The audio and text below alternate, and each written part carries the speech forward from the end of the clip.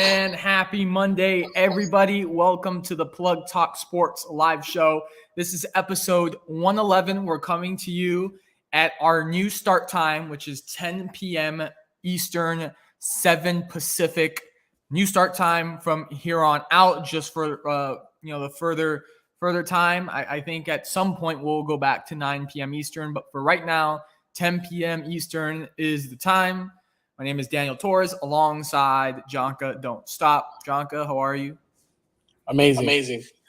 That's great to hear. So it's just two-man crew tonight. Brandon is out. Let's get into plug of the week and shameless plug of the week. Let's talk about. Give me your good news. My good news.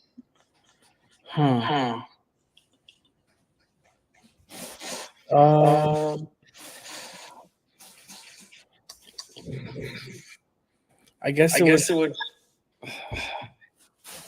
would have to be. Nothing good happened to you this week. No, man. Or anything good that you saw.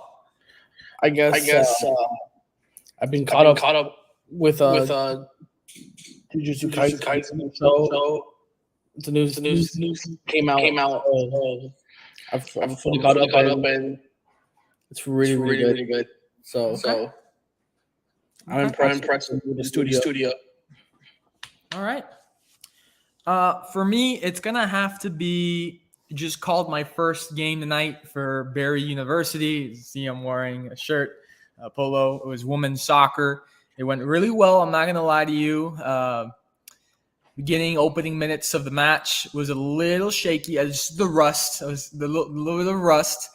But middle of the way through the first half, I mean, it's a brand new team to me, brand new players that I need to get familiar with.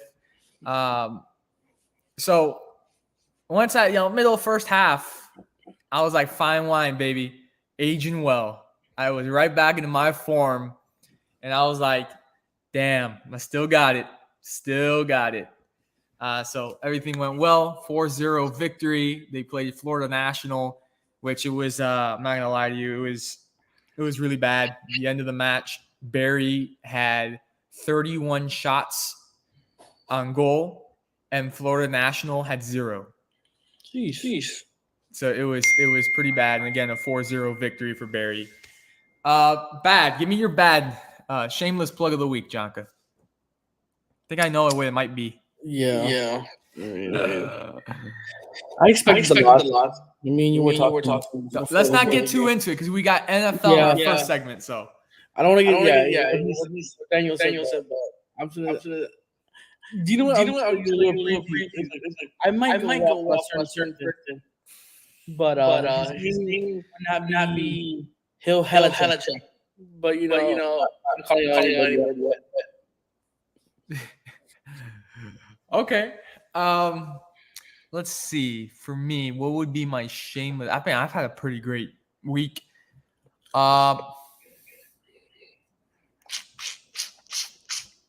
Something bad. I mean, all my sports teams did pretty well this weekend. Personally, there's nothing really that I can complain about. I don't really have bad news this week. That's great, right? That's a great thing. No shameless plugs from me. Even if I think about it, man, I just maybe the Mets. Nah. Well, anyways, let's get into our first segment of the night, and it's NFL Week 4. Of course, we got Monday Night Football on right now. Seattle Seahawks beating the New York Giants 14-3 in the start of the third quarter. It's been a chippy game. There's been a lot of back and forth going, like a lot of chirping, personal fouls, flags being thrown. So it's been pretty chippy, but it's been a good game. But let's start first with the local team, the Miami Dolphins. We're undefeated, 3-0, heading into Highmark Stadium to face the AFC East rivals, Buffalo Bills. I'm not going to lie to you. When Buffalo, and I told you this yesterday, When Buffalo is playing as a unit, they're healthy and they're all together, they're a nice team. They're a real nice team. And let me tell you, that Josh Allen to Stephon Diggs connection yesterday, oh boy, it was working. Both of them had an incredible performance, and there was nothing the Miami Dolphins defense can do about it. Beginning of the game was a little bit back and forth. Buffalo scored first drive, Miami answered, and it was just a little bit like that in the opening quarter, in the opening half. But then Diggs happened. I mean, there was one catch where he had he had two defenders on him, had no idea how he got out of it, spun twice, got out of it, and ran it all the way for a touchdown. He did great yesterday. So did Josh Allen. Had an 11-yard rushing touchdown for Allen. Look, I'm not taking credit away from Miami. They beat the Chargers, steamrolled Denver. And who was their second week? Who did they play the second week? Oh, New England, of course, yes. This was the real test, I think. This was the real big first test that they had in this season. And the run game was still there. Miami's run game did work well. But like I said, they were back and forth in the beginning. But as the game progressed, Buffalo didn't let that Miami offense do anything. So what I take away from it is now that Miami has faced a real big team, big test, is this how they're going to perform against big teams? I don't know. We're going to have to see that again. But, man, were they a fluke those first 3 games or not? Jonko, what do you think? Listen. I stated it. Then I'm going to state it again. Week one, they only beat Chargers by 2. Week 2, they only beat my Patriots by 7. And from what we saw this weekend, I hate to say it, my Patriots suck. And then they go on to beat the Broncos and score 70. And then they come into big. At the start, they did back and forth. Yep. But then once Buffalo was able to adjust, the game was over. Tua could do nothing after that. Now, for all the Tua lovers, where was all the hype? Where's all the crap talking? Where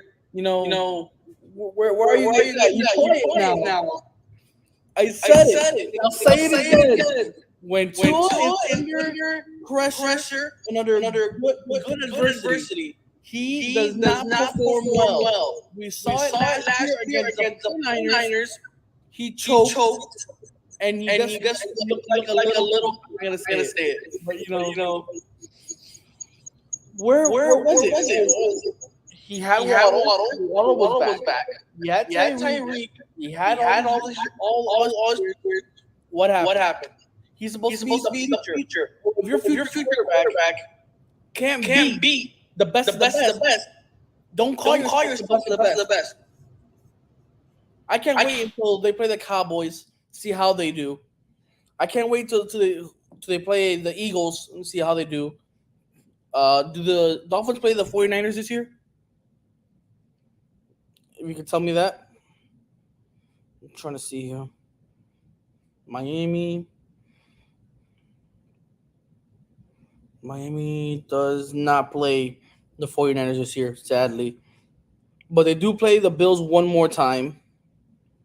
The Eagles are no slouch. The Chiefs are no slouch. From what I saw from Zach Wilson yesterday, the Jets are no slouch either because their defense is pretty good. I gotta see it to believe it, bro.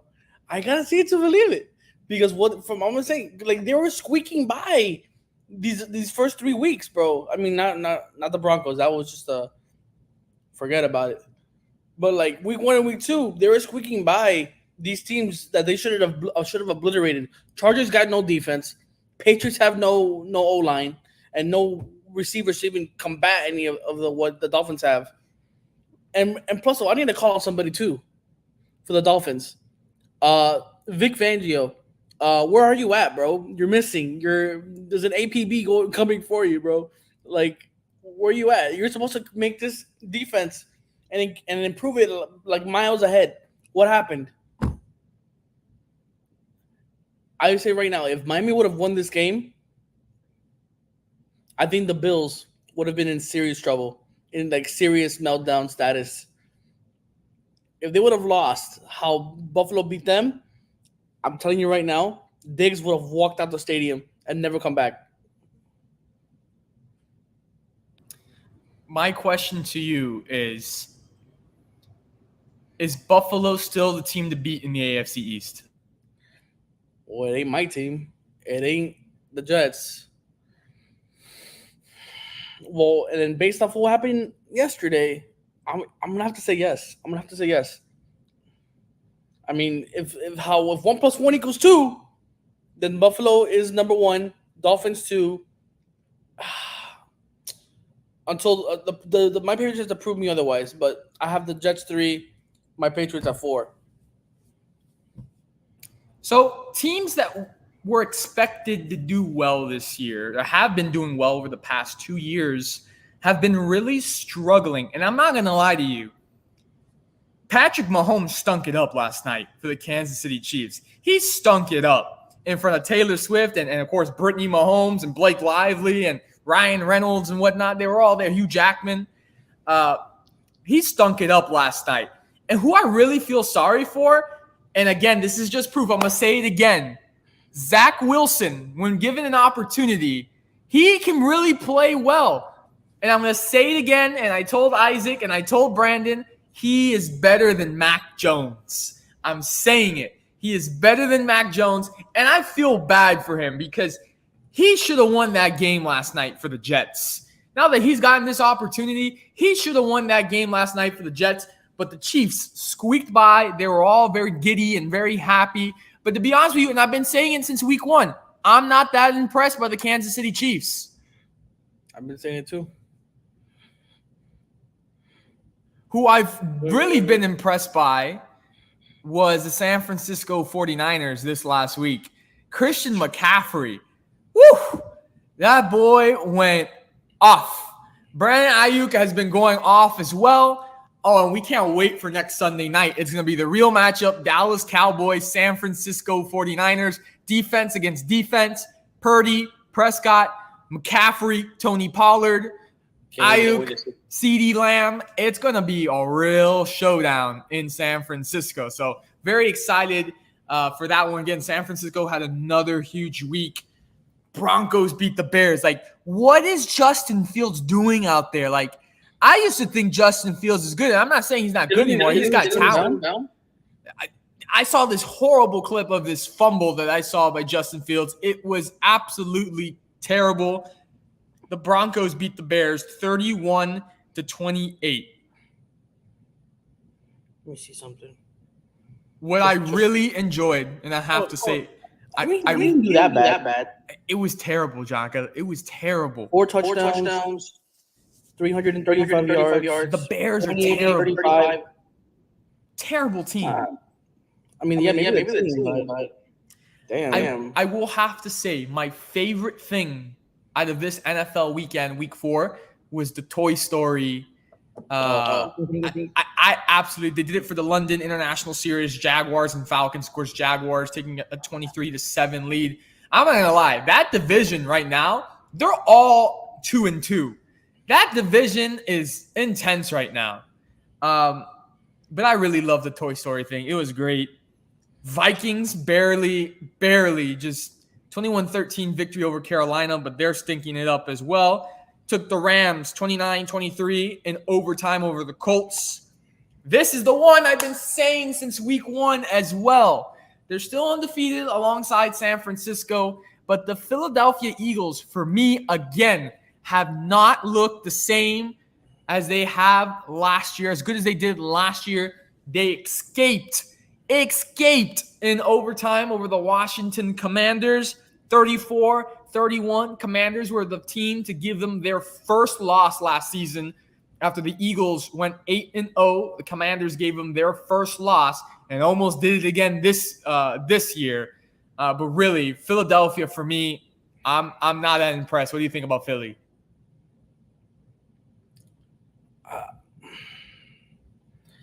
I think after losing their offensive coordinator from last year, I think they're struggling to find like their offensive identity, and so that's what we're seeing. I don't know what they're gonna do because right now, like yes, their defense is okay right now, but their offense is like average right now, so they can get beat. The thing is, they already have that playoff experience and that I don't know how that experience of winning games already in tight situations. I mean, so that's a plus for them. It's tough to say where they are. I don't think they're a top 5 team, to be honest. Even though they're undefeated, I just think they're maybe I think they're in the top 10, but nowhere near 5. Maybe in like 7, 8, or 9. But I think the problem they're having is Justin Fields. No, not Justin Fields. My bad. Sorry, Jalen Hurts. He doesn't let the running backs get any chances because we saw that against the Viking game. He just whenever they're in the end zone, in the 5-yard line in between that, he just has to run it himself. He always has to use his legs. Like, bro, why don't you give your teammates a chance to make plays? Let them get warmed up. Let them get some experience and they just got Kenneth Gainwell back, so he's looking to get some touches too. And then like a lot of people aren't getting any touches because when it comes to running quarterbacks, but they're not going to pass it as much because they'd rather run it. And so nobody's really getting any of the ball, any receptions or any catches or any targets. So just like, I'm right here. And that's what we saw like a couple weeks ago with I think it was A.J. Brown or Devontae Smith was getting angry at Jalen Hurts for not passing the ball. And so that I think that's a thing to watch out for with the receivers because, hey, I think something's brewing in Philadelphia, but I don't know. I think the coach is gonna have to like do something with the quarterback receiver relationship because that could blow up the whole team right there, and their Super Bowl chances are flying out the window for sure. So we've got Green Bay, which was on Thursday night. Green Bay and Detroit. Detroit takes it 34-20. I'm not going to lie. I have to give credit to Green Bay. Green Bay, even though they lost, they have been doing a lot better than I expected. Didn't give them enough credit. So they've definitely surprised me. Ravens thrashed the Browns 28-3. Texans 2-2. They've been doing well so far. I'm not going to lie. 30-6 over the Pittsburgh Steelers. Go Stroud. And then who else we got? Buccaneers 26-9 over the Saints. That's just another team as well that's doing well. Chargers over the Raiders 24-17, and then the Tennessee Titans 27-3 over the Cincinnati Bengals. That's unbelievable. And then of course, like I said, we got Monday Night Football going on right now. Seahawks winning 14-3 over the New York Giants in the third quarter. And now let's talk about the game, Jonka. New England Patriots, your New England Patriots, my Dallas Cowboys. It is a 38-3 victory for my Cowboys. Where do I start? I'll start with the defensive end of the ball. Cowboys defense, I got to give credit to them. They regrouped after last week's loss in Arizona. They got their stuff together. DeRon Bland, who was expected to be the guy after Diggs went down, showed up, got an interception it was a pick six, so he got himself a touchdown. Wasn't of it course, two? It was. He did well. Of course, Micah Parsons and just the defensive line putting on that pressure to Mac Jones. He couldn't do much. Injuries, I would say injuries plagued the Patriots. It was unfortunate. I think it was just dropping like flies in this Dallas game. The whole start of the season. Again, I still have. I think the games that we've been seeing the Cowboys blow out these teams, like the Giants, the Jets, and now the Patriots. A lot of it has been the defense. It's been the defense doing it, and it's not a I wouldn't say it's a big problem. I think the offense has been able to get down the field easily. The problem has been the red zone, and it is a problem. But when you're blowing out teams like this so far, like early in the season, it gives you time. There's still a lot of football to be played. It gives you time to figure out your issues with your red zone offense. So that's the only thing that hasn't been really impressing me about my Cowboys is the offense in the red zone. We saw it struggle against Arizona, and of course against the Jets and the Giants. It was all the defense. So I will say what's missing from this red zone offense is one thing and one thing only: Ezekiel Elliott. When he had the 1-2 combo with Tony Pollard would help them get down the field. But once they got into red zone, Ezekiel Elliott in those short gain opportunities would just pound the ball right into the end zone or right into the first down, the short first down, wherever they needed to get to set up for first and goal or whatever. That's what they're really missing. And he looked really nice, for New England yesterday in a nice little tribute video he got. I definitely miss him. I really thought that in the offseason the Cowboys would pick him back up after we restructured the contracts and whatnot. But unfortunately, he ended up in New England, and I was scared. I hope. I love you, Zeke. I still have your jersey, one of my favorite players. I hope you don't have a big game today. But he did well. It was just the Patriots offense really struggled because of that Cowboys defense. But yeah, big win for the Cowboys, 3-1 on to San Francisco next week. Jonka, talk to me about the game. Listen, I know I'm okay, how am I gonna put this nicely? Because I've been on a tweeting war with a bunch of Patriots fans saying Mac Jones isn't the guy, or Bill Belichick needs to do this, or I don't know, some other. I've been back and forth all day, but I'm gonna say this: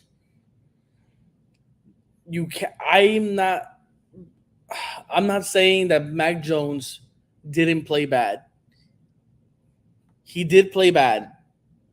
Now, was that because he's a bad quarterback, or because he has basically nothing on offense and he has to do basically everything himself and force throws that he's not supposed to throw?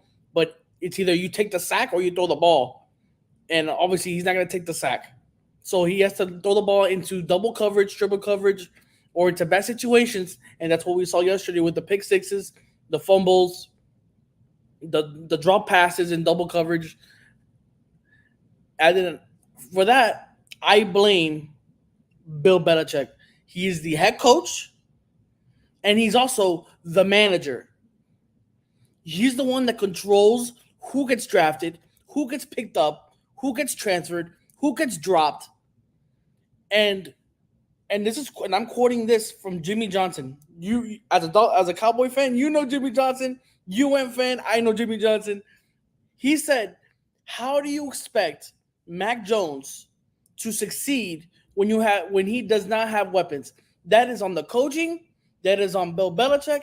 You're supposed to give him weapons so that he can succeed. Now, if you gave him weapons and you gave him a line and he wasn't succeeding and he was underperforming, then you have an argument. But until that happens, I don't want to hear anybody I don't want to hear anybody saying that Mac Jones is not the guy, because in his first year as a rookie, he went to the Pro Bowl. He went and took the Patriots to the playoffs.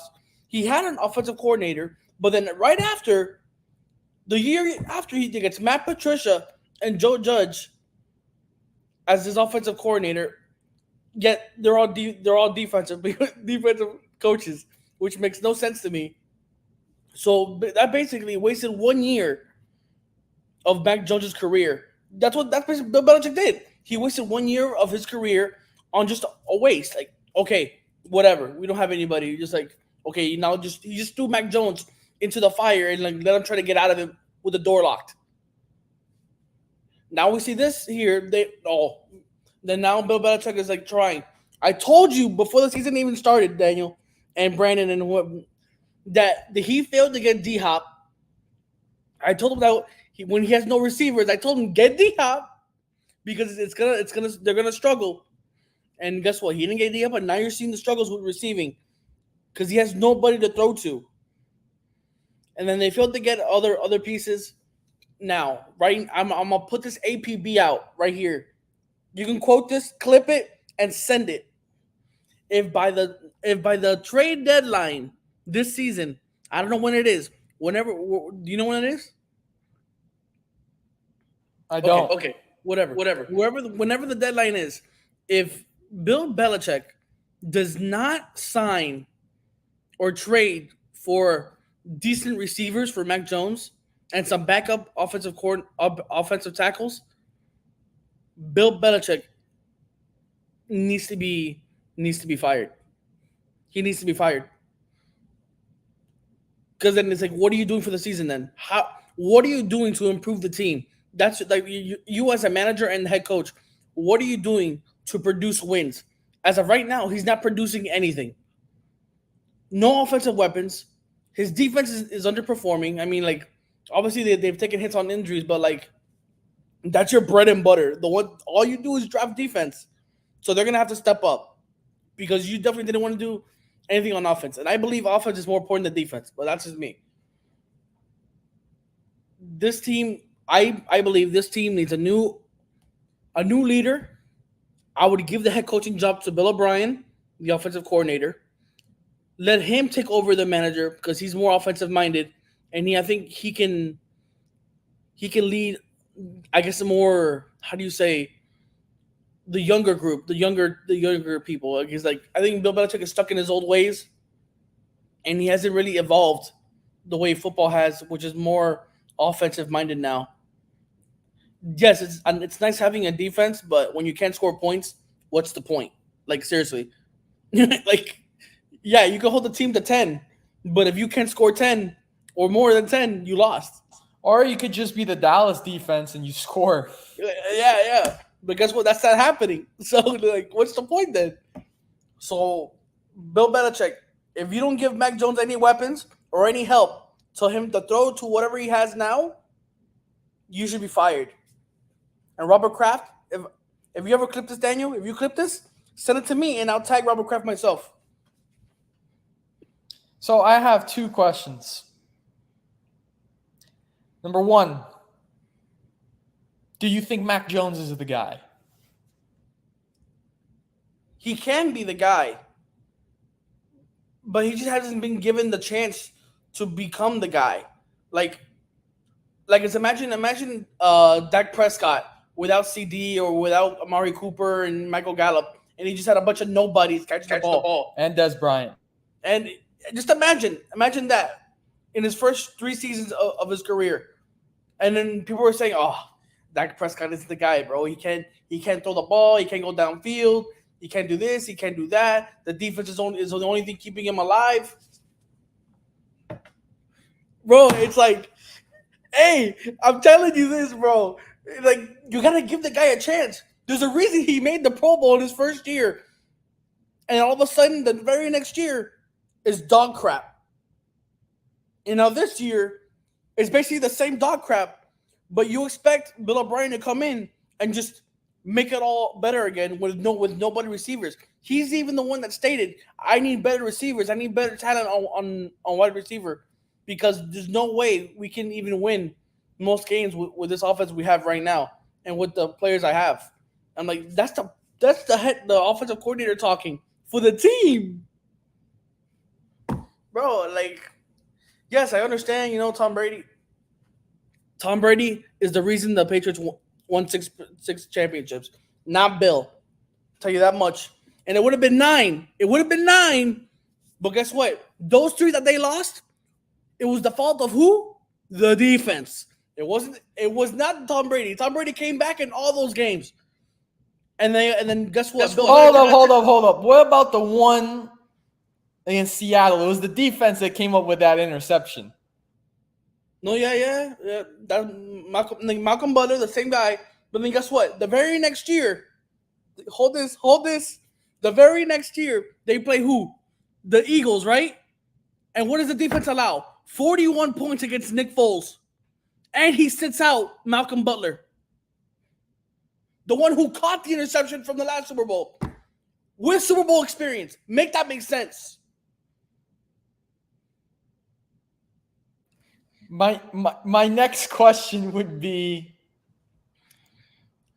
for you, in your opinion, what does in the short term future, short-term goals, what does Bill need to do to convince you that he could keep his job? Well, what are we thinking about short term? Like, in what term of timeline? This year, next year? My friend Michael, he told me, he's like, I don't think the Patriots are gonna get rid of him because he does want to break the Don Shula record. So I want them to draft some good receivers. Not a receiver from like Louisiana Tech or Charlotte or Rutgers. Give me some good receivers that have played against actual competition. Ohio State, Michigan, Alabama, like Daniel, bro. You can't. It's hard to comprehend where this guy goes, bro. He chose N'Keal Harry over DK Metcalf, my guy. You can't make this up. You can't make it up. Oh my god, let me calm down because I might have a heart attack. Hey, maybe the dog did it. Stupid ass dog, I swear. Oh my god. Let me calm down.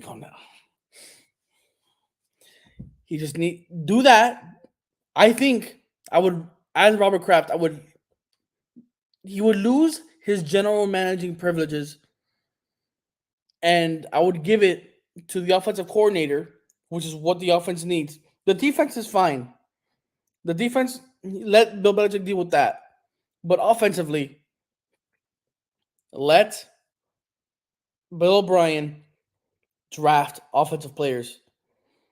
We saw what he did with the Texans and Deshaun Watson, DeAndre Hopkins, and all that stuff. Let him do his thing. Brandon Cooks. Hey, I'm telling you, let Bill O'Brien cook. And let's see what happens. Fair enough. Now, to end off the NFL segment, let's see the standings right now. AFC East, Buffalo and Miami are tied 3-1. And then you get the Patriots and the Jets tied 1-3. AFC North, we got Baltimore leading the way 3-1, and then Pittsburgh and Cleveland tied 2-2, and Cincinnati, surprisingly, 1-3. AFC South, listen to this: Colts, Texans, Jaguars, and Titans, all 2-2. Crazy out of the AFC South. AFC West, Kansas City Chiefs leading the way 3-1. Los Angeles Chargers 2-2. Las Vegas Raiders 1-3, and Denver Broncos 1-3. It's crazy to think that the Denver Broncos have a victory under their belt. Then we go to the NFC. NFC East, Philadelphia Eagles 4-0. Dallas Cowboys 3-1. Washington Commanders 2-2, New York Giants 1-2, but they're soon to be 1-3 after tonight, to be honest with you. NFC North, Detroit Lions 3-1, Green Bay Packers 2-2, Minnesota Vikings 1-3, and Chicago Bears, who are running for worst team in football at 0-4. NFC South, surprise, surprise, Tampa Bay Buccaneers 3-1. Atlanta Falcons 2-2, New Orleans Saints 2-2, and again, this is a two-team race for worst team in football. Carolina Panthers 0-4. And then we got the NFC West. San Francisco 49ers 4-0, Seattle Seahawks soon to be 3-1 tonight. Los Angeles Rams 2-2, and the Arizona Cardinals 1-3. Of course, that one win coming against the Dallas Cowboys last week. And that will end our NFL segment as we segue over to college football. Here are the updated college football rankings. At number 1, Georgia. At number 2, Michigan. At number 3, Texas. At number 4, Ohio State. At number 5, Florida State. At number 6, Penn State. At number 7, Washington. So 1 through 7 all stay the same. No movement on 1 through 7. At number 8, Oregon. At number 9, USC. At 10, Notre Dame. At 11, Alabama. At 12, Oklahoma. At 13, Washington State. At 14, North Carolina. At 15, Oregon State. At 16, Ole Miss. At 17, Miami. 18, Utah. 19, Duke. Going in at number 20 and not even ranked previously, Kentucky. At 21, Missouri. At 22, Tennessee. At 23, falling 10 spots, LSU. At 24, Fresno State, and previously not ranked to close off the rankings at 25, Louisville. So, Janka, what do you think about these rankings? I'm going to have to, let me see. Let me just make sure. So I don't want to say anything incorrect. Let me see.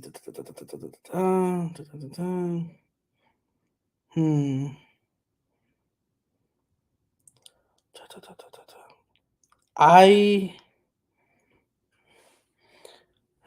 don't, for Louisville, I don't agree.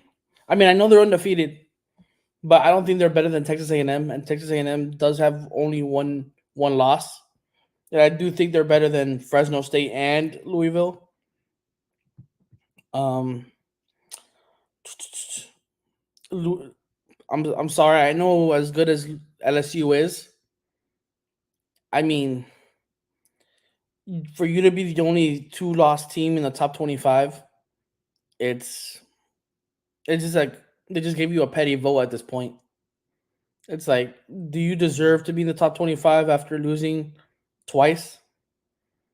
And they lost to, who was it? They lost to two top 25 teams. Besides that, I don't mind the rankings. I know Miami went up one spot from 18 to 17. I'm okay with that. It's whatever. Utah did lose, so that is true. Duke lost to Notre Dame. That was a good game, but you can't always get what you want. Yeah, I agree with most of it, basically. I told you, and people may think I'm crazy or whatnot, I would have switched Michigan with Georgia, put Michigan at number 1, because Georgia struggled this weekend, and we've seen it. We have seen it. Florida State struggled in games that they won, and they got bumped down just because they struggled. Yeah. So that should apply to number 1 as well. And if not Michigan, Texas as well. Because Texas, for me, again, Texas is the best damn college football team, I think, in my opinion. I think they're playing great. I think they're playing like the best team in the nation right now. This weekend pretty big. They play Oklahoma. And USC, who beat Colorado, dropped. And again, that's another, yes, they had a big lead, but Colorado almost came back. They still won. I don't know if you would consider that struggling, but they dropped them places. I think it's because since Oregon demolished Stanford and USC had to kind of struggle against Colorado until the very end. I think just based on how the performances, Oregon went on top by 1, but that's okay. It's just one spot. Yeah, I think Michigan, right? I think it's it's hard to say, bro, because if I put Michigan at 1, is this going to be all over again from every year before that? We give them the number 1 spot, then they go on and then they just lose it in the playoff. And I agree with Georgia. If you're going to base it off how they're performing, they should be lower. But they're the reigning champions, so until somebody knocks them off, they're not coming down. It's almost like UFC. When a title contender fights the champion, if you don't knock out the champion and it goes to decision, the decision more than likely, like 95% of the time, it's the belt's gonna stay with the champion. Yeah, that's what I'm saying.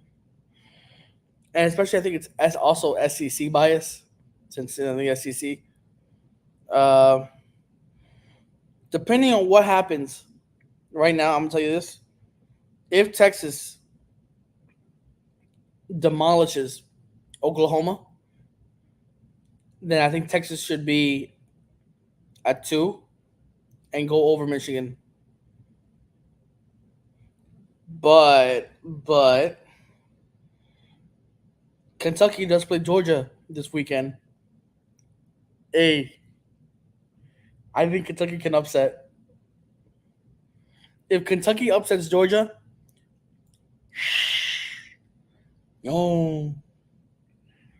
that's what's Michigan play? I think. Well, for the rankings itself, other than that, what I just said, I pretty much agree with it. But I think this is going to be one hell of a weekend in college football. Listen to this. 5-0 Oklahoma, who's ranked 12, and 5-0 Texas as ranked 3. You good and hell well know I'm going to be watching that game. Then you got 5-0 Maryland, who's not ranked, against number 4 ranked 4-0 Ohio State. That's going to be an interesting game. Then we got LSU taking on Missouri. Not going to lie, Missouri's 5-0, and if Missouri wins, I think LSU falls out the rankings. They should be out the ranking. So, interesting there. Then, number 13, 4-0 Washington State taking on 3-1 UCLA. That's a great matchup right there. Then we got the 2-3 Virginia Tech taking on number 5, 4-0 Florida State. That's a destroyed. Yeah. Here's a good one.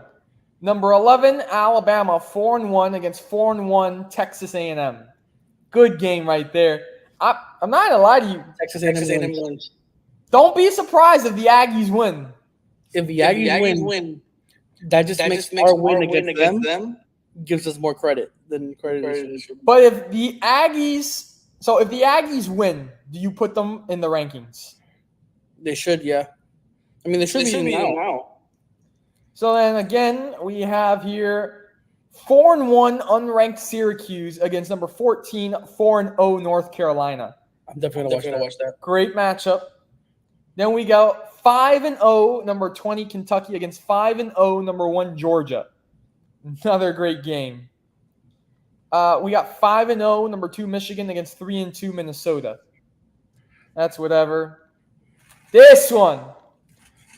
Number 10, 5-1 Notre Dame against 5-0 number 25 Louisville. That's a good game. And then Notre Dame's for him. We'll see. 2-3 Arkansas against 4-1 number 16 Ole Miss. Ole Miss. And then we got 2-3 Georgia Tech against 4-0 Miami. Not really a matchup. 5-0 number 24 Fresno State against 4-1 Wyoming. Could be interesting. Number 15 Oregon State at 4-1 taking on 3-2 California. Could be interesting. And then 3-2 Arizona taking on number 9 5-0 USC. So which one for you is your favorite matchup?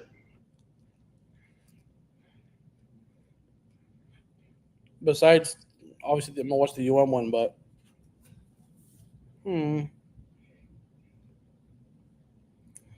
man, I'm between either Alabama and Texas A&M or which is I'm talking about? Which is it? and then Texas, Oklahoma. I'm between those two because Texas A&M does beat Alabama. That does, I guess, boost Miami's cred because they did beat him in week 2 handedly. But then I really do want to see Oklahoma lose because they did take a lot of our recruits for this next coming season. So it would be nice. You know what? I'll say Alabama, Texas A&M. I'm going to oppose you on that one, and I'm going Texas, Oklahoma, Red River rivalry. Excited to see that. That's at 12 noon. Switching gears from college football, we're going into baseball. The Miami Marlins are back in the postseason. It took them to the final weekend of the season to do it. It doesn't matter how you do it. They did it, and they're in the playoffs, and they start tomorrow, 8:08, first pitch from Citizens Bank Park against the Philadelphia Phillies. Oh, boy, I don't know how I feel about this matchup, and I'm just overwhelmed already to think that if the Marlins get past this round of the Phillies, they got the Atlanta Braves waiting for them. So, oh, man, that's going to be tough. But, Jonko, what do you think about this first round for the Marlins taking on the Philadelphia Phillies? Okay. Screw the Phillies, first of all. Damn Bryce Harper looking. The Phillies will lose. The Marlins are going to be the Phillies. If I'm wrong, then you can all at me at Twitter, at Canes Don't Stop or Drunken Don't Stop, whichever one you want. I don't see the Phillies as contenders. I know they're in the playoffs, but listen to me. Bryce Harper is a choke artist. Any team he supports, I will not support. That's all I'm going to say. I will say this. Marlins historically have struggled against teams in their division, but I got the Marlins over the Phillies. And I'm hesitant to say this because we have been surprised in recent years. I think the road ends for Miami against the Atlanta Braves. But again, listen to me. We have been surprised in recent years exactly by the likes of the Washington Nationals. So we'll see, but I got the Marlins over the Phillies in this round. First pitch tomorrow, 8:08. Moving on to the next segment, we're going at a rapid pace here. The Damian Lillard saga is over. He ends up a Milwaukee Buck, teaming up with Giannis Antetokounmpo. Portland, listen, everyone complained about Portland, especially down here in Miami. But now when you look at it, they got good stuff in return. They really did. So Drew Holiday goes to the Boston Celtics, teams up with Jason Tatum, Jaylen Brown. The Celtics add one more shooter. So now you don't got to worry about JT and JB. You got to worry about Drew Holiday too. They can make buckets. And he's the number one defender in the league.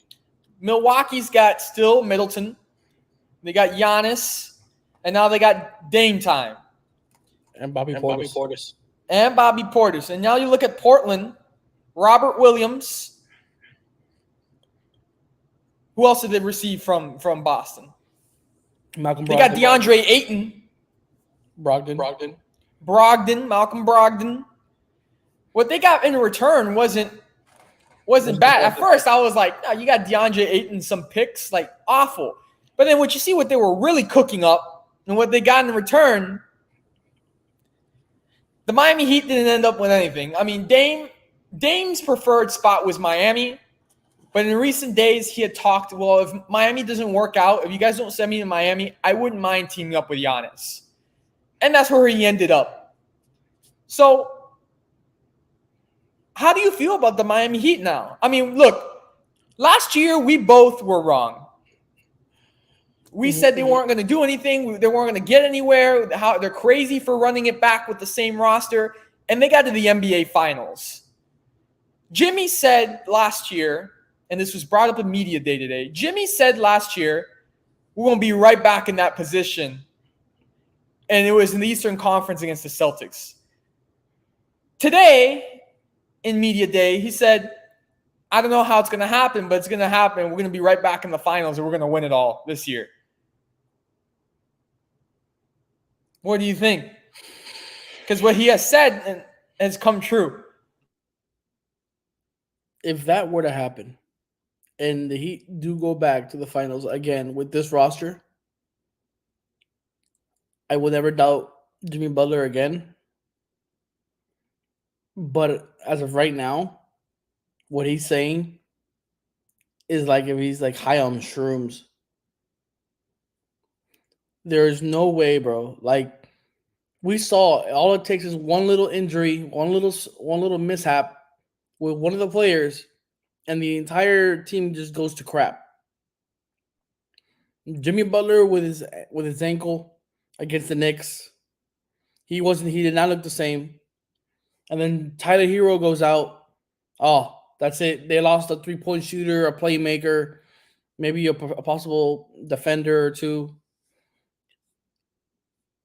It's like, and then you have to like rely on Strus. Strus is out. Gabe Vincent is out. You bring back Caleb Martin, but the thing is, now you have Jovic, who is inexperienced. You bring in who is it called? Josh Richardson, who he's been in the league for a while. He has played with the Heat before. He does bring some sort of defense, but like that's not enough to put you over the Heat just have no talent at this point. It's like you can't just keep wishing that your farm system and your development is going to give you a ring. Like now you're making Jimmy Butler work 4 times as hard just to get to what he's trying to say, to the finals. The more you make him work, the more we see how he struggles day to day, game by game, where he's too tired. That causes injury, and the injury that causes problems, and then we're back to where we started the very next season, saying that we're going to go to the finals again. I need to see something happen. Like I would honestly try to trade for Brogdon. Maybe bring in Brogdon because I heard that they might be wanting to get rid of him.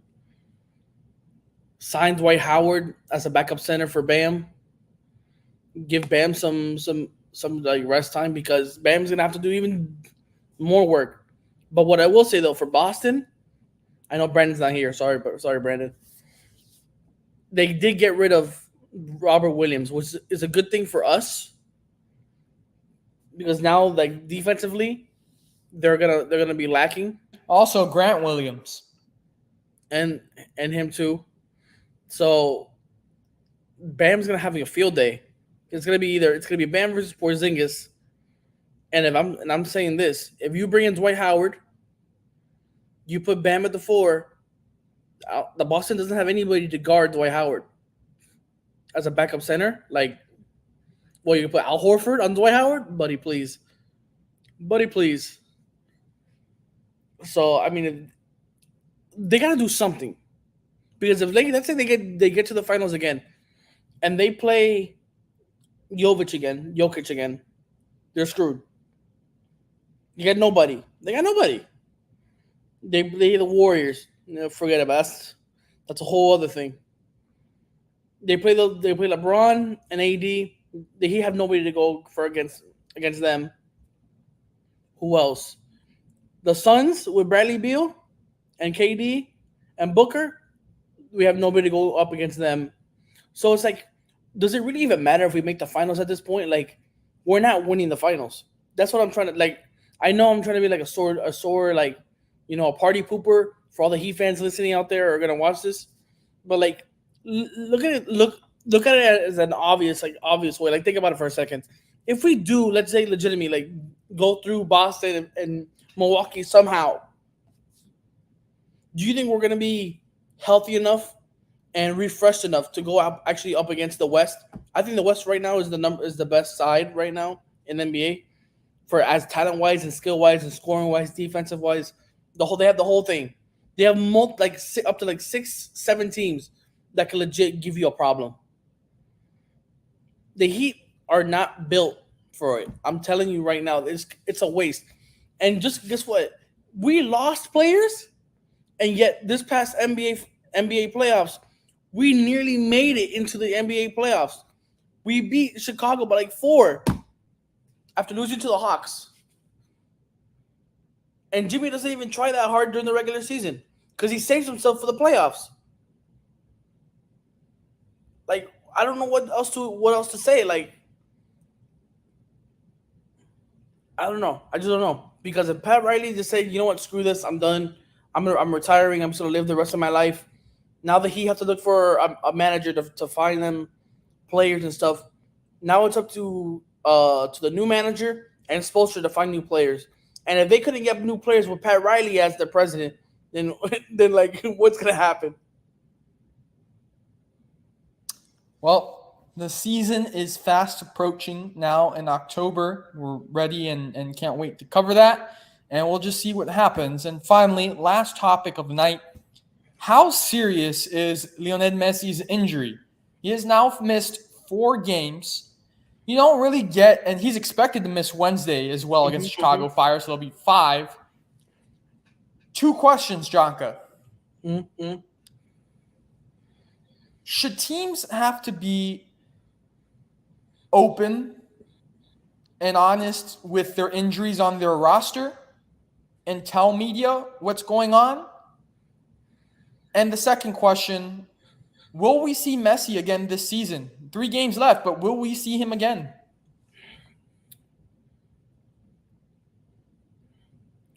For the first part, if it's an injury from playing, like in a game or something, then yes, I would say yes. You should publicly say what is going on.